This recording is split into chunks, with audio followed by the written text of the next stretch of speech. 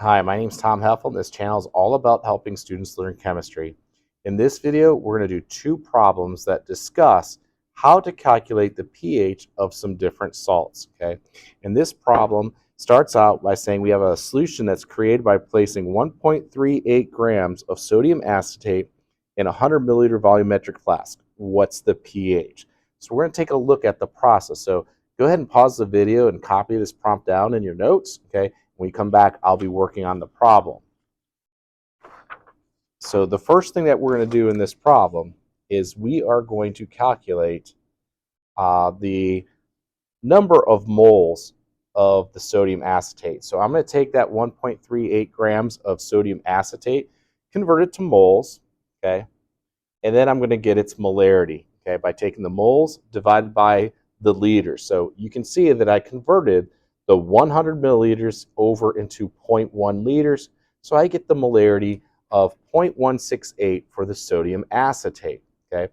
The next thing I'm going to do is write a good reaction of what happens when sodium acetate is placed in water, okay? And it's going to ionize 100%. The reason it's going to do that is because it has an alkali metal, and alkali metals are always soluble in water. They're always going to break up into their ions, in this case of sodium and acetate. Okay, so if we start, okay, with 0.168 molarity of the sodium acetate, all of that's going to be gone. Okay, and it's going to push completely over to the right. So we're going to have 0.168 of both sodium ions and acetate ions. Okay, now what we need to do is we need to analyze each of these. This ends up being the conjugate acid of a strong base. And if you have a strong base, then the conjugate acid is negligible. Sodium ions have no effect on pH. Okay? The acetate ion is the conjugate base of acetic acid. Acetic acid's a weak acid, and therefore the conjugate base, acetate, is going to be weak as well. So this will have an effect on pH, and its molarity is 0.168.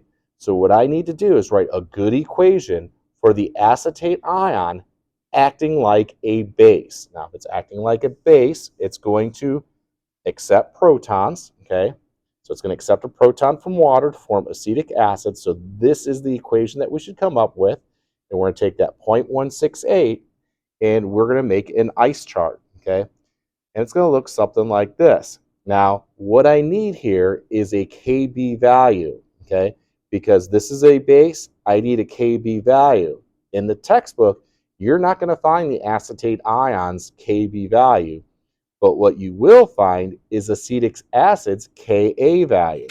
So the first part of all of this is going to be able to figure out what is the Kb of the acetate ion if I have the Ka value of acetic acid.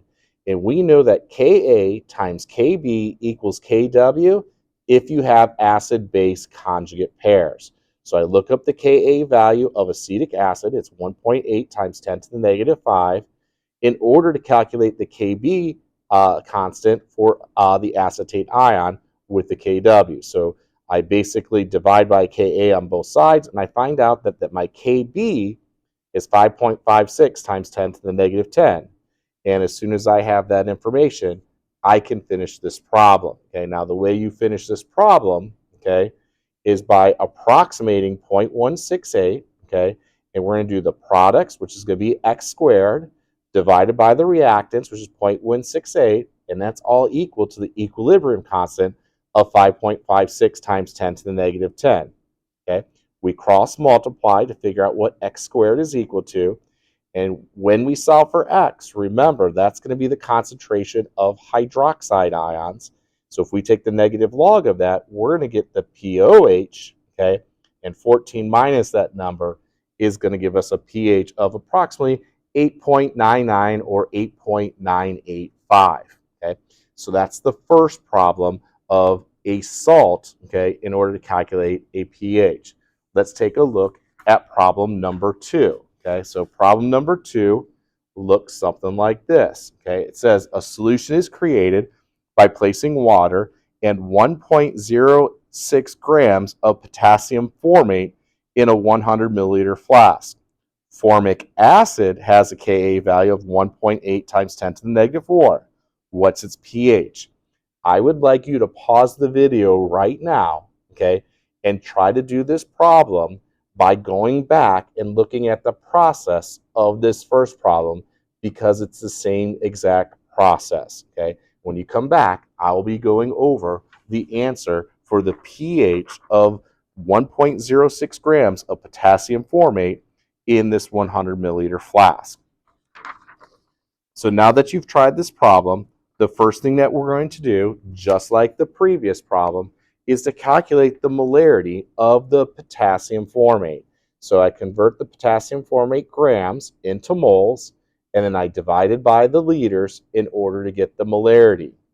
The next thing I'm going to do is recognize that this is a strong electrolyte.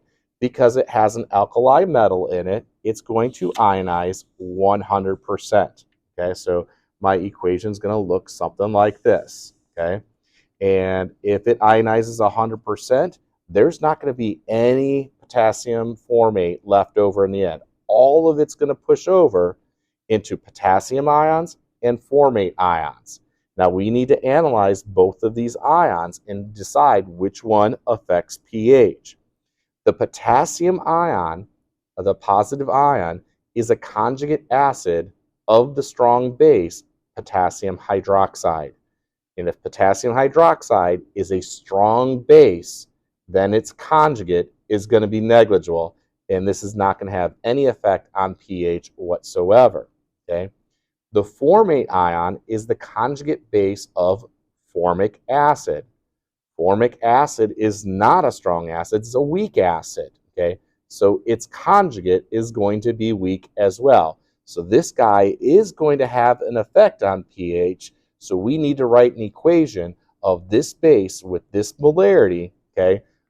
Doing what it does and acting like a base. So we're going to write a base equation with the formate ion with water, okay? It's going to accept a proton to form formic acid and hydroxide, and I'm going to put that molarity in right here. Now, I do need to calculate the Kb value, and if you go to your textbook, you're not going to find a Kb value, but what you will find is a Ka value for the formic acid. And since these are acid-base conjugate pairs, Ka times Kb is going to equal Kw, and if I have one of these, I can figure out the other one. Now, in the prompt, it tells me that the Ka is equal to 1.8 times 10 to the negative 4, so you are able to calculate the Kb, and it ends up being 5.56 times 10 to the negative 11. Now, to wrap this problem up, I'm going to fill out my ice chart.